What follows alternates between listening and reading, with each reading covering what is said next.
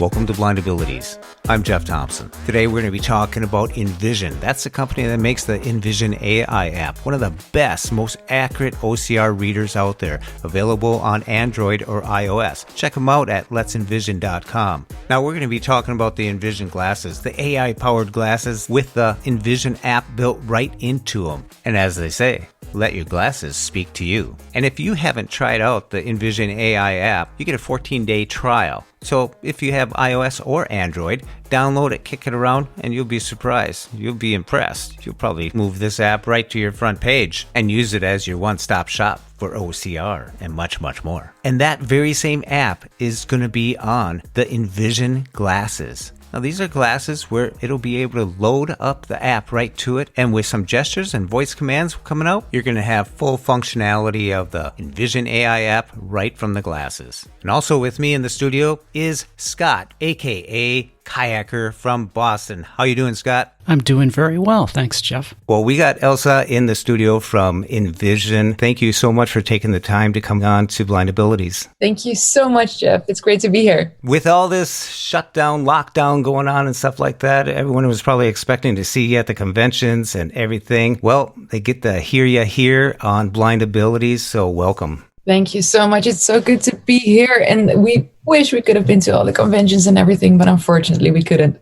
Oh, that would have been so cool. So many people were going to want to try on them glasses, the Envision Glass. Yeah, it's something totally new. Yeah, it is. It's exciting. I was talking to Scott earlier about how the Envision AI app would be on the glasses. It's like, wow. And he said, I want to be there. So I'm glad you can make it, Scott. Thanks. It's exciting to hear about the new technology and all the cool stuff with the enterprise Google Glass. That's definitely for us. I'm dying to hear more. So do you want to jump in and tell us what the new product is? You guys know the Envision app. You know that you can, read text on the go with the app. You can read documents, multiple documents. You can scan scenes, barcodes, colors, everything like that. Well, what we've done with Envision Glasses is that we have put the app on the glasses. So everything you can do with your phone, you can now also do with the Google Glass, which is way easier because then you don't have to hold your phone in your hand. You just have the camera on your head and you scan everything around you and it will be read out to you like the app does. An extra feature we also added to the Envision Glass is the video call. So for whatever reason, Envision can help you out somewhere, either if it's at the store, a roadblock, or at the train station, whatnot, you can call someone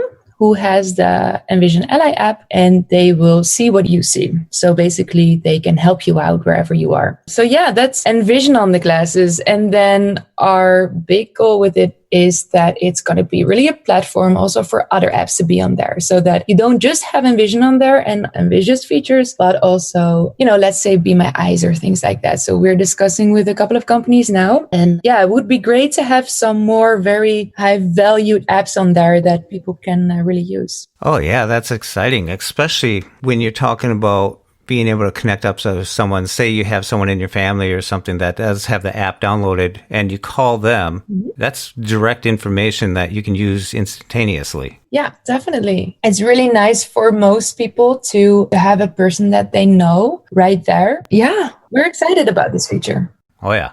So that feature depends on your cell phone, an Android or an iOS device to make the cellular call, correct? Everything is on the glasses for the user. The person that gets the call, so that receives the call, will have the Envision app. So do you need cellular service with the glasses itself? Or how does the data work for glasses? There you go.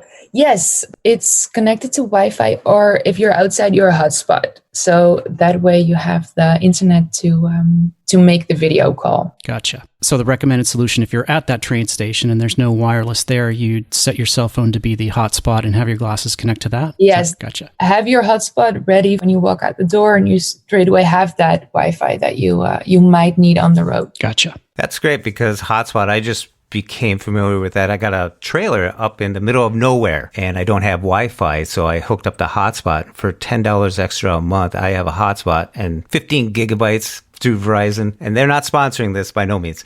But it works great. I was able to, I mean, hotspotting is really cool. I mean, I'm new to it, so I'm excited to talk about it, but we're talking about the glasses and Envision AI right now. But yeah, that's great that you can be able to do that. Yeah, we usually hear actually a lot, especially since the corona situation. The internet is not always great anymore. So a lot of us use hotspot just to work every now and then if internet builds on us for a bit. Mm-hmm. So people can now go to the website, and that's let'senvision.com. Yeah, that's let'senvision.com/glasses for the glasses. And the pre-order is still open. We don't have that many glasses left, but yeah, it's still open. Still open. And you expect that pre-orders will stop and they'll be available, in August? Yes. So we're shipping the first glasses that were ordered in the pre-order campaign end of August. And after that, it's going to be, regular sales. So what's it like being at Envision AI when you're coming up with all these innovations? I mean, you went from the app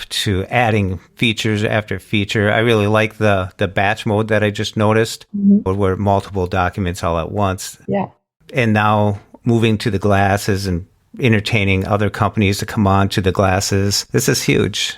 Yeah, I think what I like most about Envision is we do everything with our users. So all the features that you see that we're adding, that we're optimizing, that we're thinking about are all on the app because people asked us to, try to get these features on the app. Same for the glasses. It's going really well now. We have 15 glasses out for testing and we get a lot of feedback and we immediately try to incorporate that into the glasses, make everything better from feature requests to sounds and things like that. It's all super important. So we really are very close to our users and potential users just so we can make the product for them. I think that's why everything is going so fast all the time. It seems like it's always been community driven. Yeah, definitely. Especially because we're sighted. So if you want to make this product, you can't just make a product that you think will work. That doesn't make any sense. Mm-hmm. We work together with users, our team, our ambassadors to really optimize and make sure we're there. And also the glasses, there was really a lot of questions actually came in on wearables, made it a little bit easier to walk around with a cane or a guide dog and still see everything. So having one hand still free. So that's why the guys really looked into glasses and they decided that the glass that we have now, the Google Glass, was really the best one for what we needed out of the hardware for our software, but also the partnership with Google is very nice. So that's also really important for us. The form factor is the Google Glass, but the software inside, is it a version of Android that's in there? It's a version of Android, but we have built our own layer. That's cool. That would be Scott's department. Yeah, the Android stuff. But as far as the hardware itself, when the Google Glass first came out, there was some resistance to the style and the people. Is the Enterprise Glass been modified since that initial release? Or can you describe a little bit about the hardware and what camera capabilities are actually on it so people have a sense of what they would look like walking around with these things on? Yeah, so it's very delicate, actually. So if you think about it, on your right ear, you have a little bit of a bigger, how do you call that, a glass? The frame, stem, I think, or frame, yeah, on the side of your... Frame on the side, yeah. Yeah. It is a little thicker that has a touchpad. Then if you move closer towards your eye, there is the camera and a little teeny tiny glass screen. And the other part of the glass all the way through the other ear is a titanium band, very thin. So it's actually a very elegant glasses that you have on your face. What we also have is the Smith Optics frame. That is a real proper frame. But yeah, you can choose either one. Okay. So you can get it with sort of protective sunglasses or tinted lenses. Is that correct? That's correct. Or for people with low vision, right. Yes, definitely. Gotcha. Oh, that's sweet. Very cool.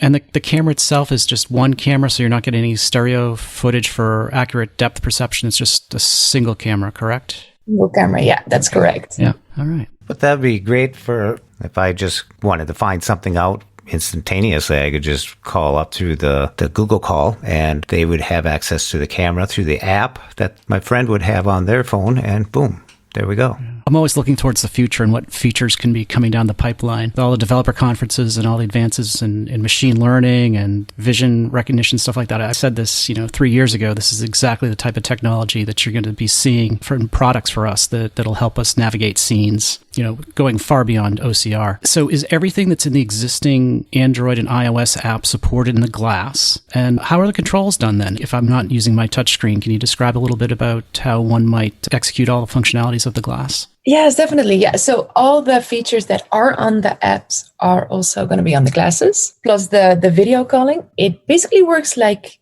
this. The touchpad on the side of your head is a touchpad, and you tap, you scroll like you would do on your phone. And it's all with TalkBack. What you can also do is make voice commands. Oh, sweet. Gotcha. That makes it a little easier and fully hands-free. And is there a speaker on the glass itself then, or are you relying on a Bluetooth or an earpiece support as well? There is a speaker on the glass itself. Okay. We do also have Bluetooth, so you could put your own AirPods in the future, but there is a speaker, and you can, lower the volume and everything. So yeah, if you're somewhere that you don't want everyone to hear, just lower the volume. Wow, this has they're checking off all the boxes there, Scott. Yep, it certainly is. Is there anything that you haven't heard that you were like, I need this on the Envision Glasses? Just please let me know. Oh, I have a laundry list of stuff. The machine learning aspect is the most, I call it the last 10 yards problem. You take your Uber to your hotel or your restaurant, and what I'm waiting for is to see some machine learning AI where I can scan around and say, okay, door at 2:00, because you're looking for the door to get into the place that you just got dropped off at, or, elevator or stairs, the common navigational things. I want to see some MLs for that and dropped in so that we can get distance and bearing types of technologies, just by pointing around. That's what I'm waiting for. And I'm starting to see some of that. And I don't know, can you talk about any future ideas that you guys have been thinking about for the app, or is that confidential at this point? A little bit. A little bit. So we're definitely thinking about these type of things. Yeah, it would really make life so much easier. It's not in the nearby future, since first, basis of the glasses and a couple of features that we're working on for the apps. But this is definitely something that is in the back of our heads. Yeah, that would be amazing. Yeah. Do you want to describe a little bit about your scene recognition software and what types of descriptions you'll get out of that? Because I think I'm not sure I hope everyone's familiar with their phone app by now. If they're not, it would be nice to hear the types of things you can see in the scene and maybe, what directions you're going with your technology in that regard. Yeah, definitely. So what we have now is a scene description where you hear whatever you're seeing from people sitting in a room or a lot of buildings, things like that. What you can also recognize is people that you've taught Envision to remember. So if you scan Envision around and you would come across me, it would tell you that's Ilse. So it basically detects every single object right now. But where we're going in the future is that you can also teach Envision objects. So right now it only teaches faces and it recognizes a lot. It would be very interesting because, one chair is not the same as the chair next door. So it would be also interesting to teach Envision your own products, your own stuff in your house and everything. So that's something that's coming in the future. Very cool. Very cool. Is there one feature that you are most proud of that you feel like really sets this app apart from everyone else at this point? I feel that we have so many different languages. We have also the non-Latin based languages. Most people use the app for reading because it's very accurate. And I'm just happy that we can reach so many people in so many different countries with this and help them. That's what we're super proud of in terms of, what the company is doing. It's really the glasses. We're the first. We're really excited. Just came on as a partner on the Google website, which is that's nice. It's we're getting there. It's just very, very interesting to be in the assistive tag in these times with AI, with these amazing products that a couple of years it looks still futuristic, but now we can really see it help people a lot. And I think that's something to be proud of. It certainly is. Absolutely. Absolutely. I'm just excited because Envision AI, you guys came out with it and seeing AI was out there. But, when you talk about the accuracy of the OCR, that's what sold me on it. I like accuracy. I'm a guy that likes to get things done. I just want it to work and I don't want to be amazed by it. I just need the information that I'm going for. So that's why I'm with Envision AI on that note. When I heard you guys were taking it to a whole nother level with the glass, the Envision glass, I was like, wow. This is really cool. And to see that, Google partnership and everything like that, it's like, this is something to watch or something to get involved in and get invested in too. Yeah, thank you for that. It's really something new. It's very exciting. And we just hope we can help as many people as possible. Mm-hmm. Make lives easier. Yeah. You guys did do a thing for Accessibility Day where you had the community come on, and that was pretty good. I enjoyed that. Yeah, thank you. It was super interesting to talk with all these innovators in the field and learn from that and learn how they think about accessibility. Yeah, and we also had our ambassadors on who are, invested in the company and in the community from another side. But yeah, it was really nice to get these people together and talk about what really matters. Great. Scott, you got any more questions? I'm sure I've got tons. The hardware that you're using, how do you see that holding up in the future? We're always updating our phones every couple of years, often enough. But do you think the current Google Glass is going to be ready to support the new features that you're willing to add for the foreseeable future? Or have you thought about an upgrade program or any hardware limitations on the glass as it is now? Definitely right now, no hardware limitations. That's also why we chose these glasses. Yeah, they really can do everything we wanted, which is the app and many more things. Mm-hmm. And of course, in terms of updates and things, we will still be Envision like we are on the app. We have updates as much as we can. Yeah, we'll stay on it. And with any wearable, my question is always, let's talk about battery life. How long can we expect to be using this at a time, and what's the recharge system like? That is actually a very important one. The battery lasts between 6 and 8 hours, which is pretty long. It's like a work day. Yeah. And they charge with fast charge, like 50% is done in half an hour. And if you want to go up to 100%, oh, wow. It will take about 2 hours to charge. Yeah, the battery life is really pretty long. Of course, if you are, face calling someone the entire day, it will drain a little faster. Mm-hmm. But yeah, normal use, like if you're at work or whatever you're doing as a student or reading books or whatnot, then 6 to 8 hours. And is it possible if you wanted to have an external battery pack to actually, plug it in with a tether while you're wearing it, or will that not work? That is actually possible. Okay. Yes, definitely. Okay. Wow. Don't stop now, Scott. You're doing good. I just want to keep talking about the future and all these new features, but what you have now is pretty remarkable as it is. And I think if you wanted to sum it up, you basically see it as a reading device first, and these other features are sort of evolving and based on feedback from your users. That's what it sounds like. Yes, definitely. And what we always make sure is that, our software is device agnostic. So if there is any other type of hardware that is good enough for what we need and what our users need, then we're always happy to test that out. Very cool. Very cool. That's great. Yeah, that was a sneak peek in the future. Yeah. Because I think there's a definite advantage to have sort of the head-mounted camera type of technology, because it tracks where you're looking, and it always gives you a reference that's accurate. Whereas if you're holding your phone, a slight 5-degree angle can really throw you off. But if it's mounted on your head, you can have very accurate information of where you're looking at and get a sense of your surroundings. Mm-hmm.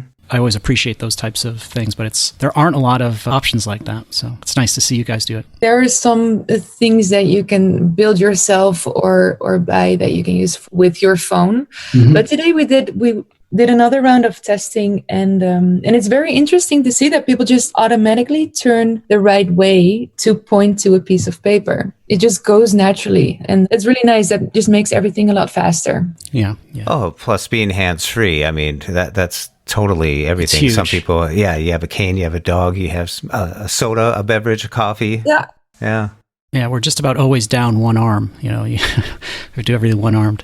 Yeah. And then you want to do something. You don't want to have to be gesturing or, moving or all that stuff. You just want to, like you said, voice commands. Bingo. There you go. Let me jump on voice commands. So what is the trigger word? Or is it easy to activate? Is it, touch to activate? Or is it, always listening? That's a good question to ask, I guess, as well. It's going to be easy to activate. So we're still building this. So we haven't made the commands yet, but that's also something that we're working on with testing and everything right now to see what would the best way to activate be for you guys. Hey, Ilse. Yes, there you go. That would be interesting. No bias there at all. Yeah. Hey, Elsa. Hey, that works. Yeah. Because there's a lot of Elsas in the world out there that would like that. Yeah. I think there's lots in the Netherlands, I bet. Maybe I should, we should make a poll and see what people think. Yeah. Well, Scott suggested it. I'll second it. So there you go. There you go. That's our contribution. Thank you. I appreciate it. You tell Karthik and Karthik we said that. How to invoke it. That's really cool. I like the voice command. I mean, touching is okay, but voice commands, once you're in a groove, is just natural. And, like you said, naturally looking at something, it's just going to keep going smooth. You can even turn the pages and keep on talking to the glasses, That's cool. Yeah. Wow.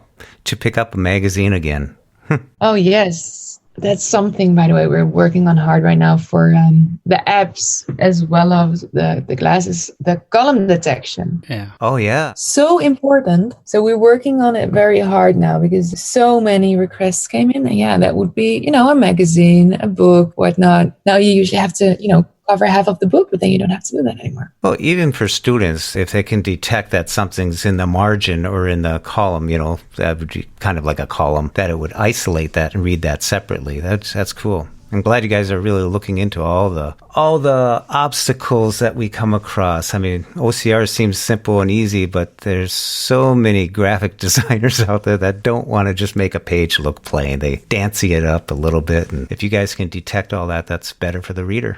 We try. We really try. Great. Do you guys do some of your own machine learning models, or are you leveraging third-party models, or are you doing anything specific for the blind yourself in-house? A little bit of both. So we have some models that we're using and some that we build ourselves. Okay. I'm not that technical. Sorry. That's okay. Too deep into that. But yes.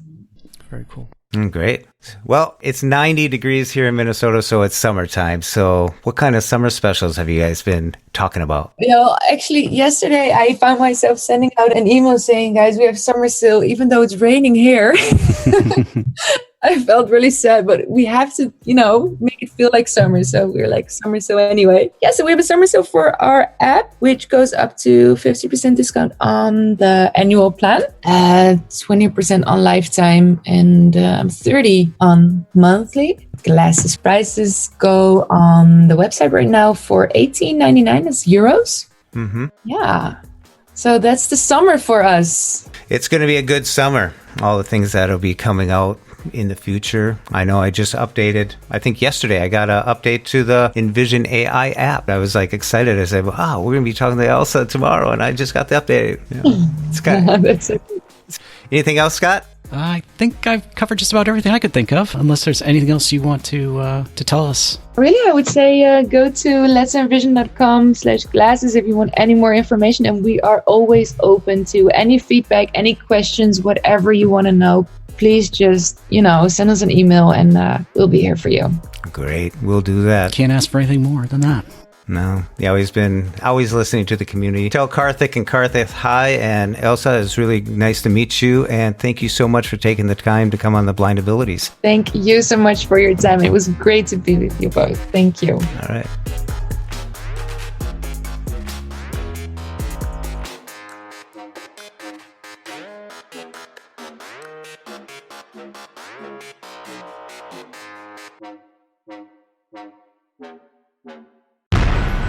When we share what we see through each other's eyes, we can then begin to bridge the gap between the limited expectations and the reality of blind abilities. The realities of blind abilities.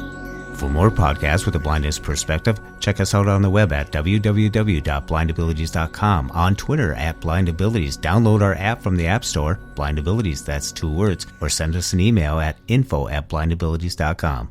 Thanks for listening.